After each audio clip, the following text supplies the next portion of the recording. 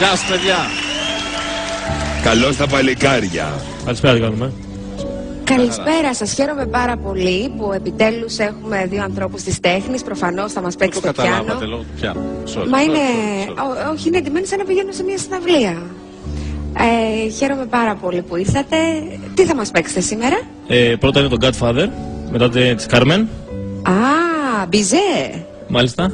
Και μετά έχουμε επιλέξει Τα παιδιά του Πειραιά. τα παιδιά του Πειραιά. Μπράβο Α, σας. πολύ ωραία. Χατζηδάκι.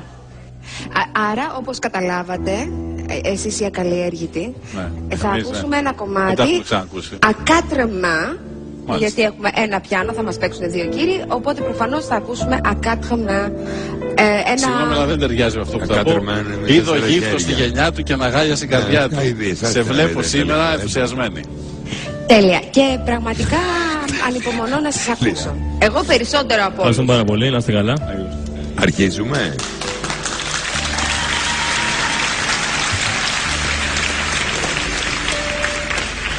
Α, σκαμπό, δεν έχετε φέρει σκαμπό? Χωρίς σκαμπό. Στα όρθια. Άσκαμπο.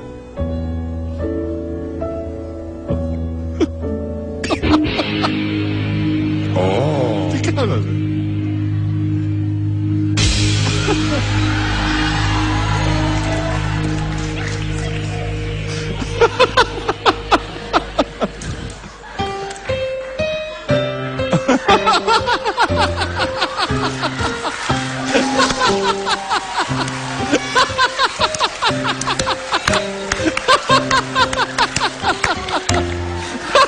Του φύγε του αριστερού λίγο. Τα χτύπησα.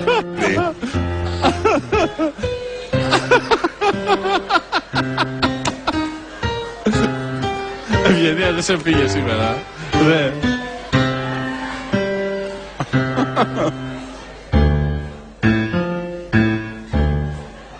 Γερακίνα.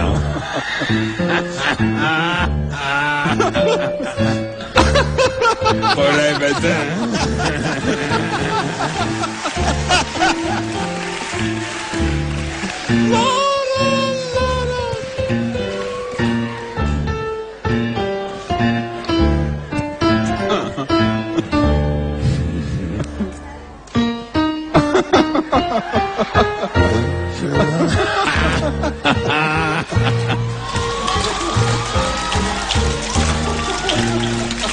Αν και το έχω ξαναδεί.